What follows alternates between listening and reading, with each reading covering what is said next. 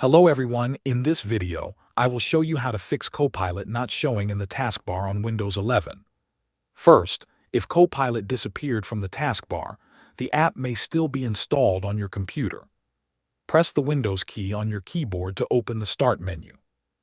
In the search bar, type Copilot.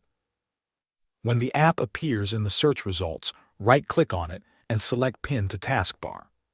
This will add the Copilot icon back to the taskbar. If that does not fix the issue, restart Windows Explorer. Right-click on the taskbar and open Task Manager. In Task Manager, go to the Details tab and scroll down until you find Explorer. Right-click on it and choose End Task. Your screen may briefly flicker, which is normal. After that, click Run New Task at the top of Task Manager. Type Explorer.exe into the box and press Enter.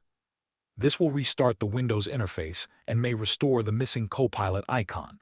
You should also check for Windows updates because missing features are sometimes caused by outdated system files.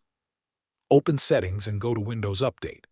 Click Check for updates and allow Windows to download and install any available updates. Once the updates are complete, restart your PC. After the restart, check the taskbar again to see if Copilot is now showing properly. Thanks for watching.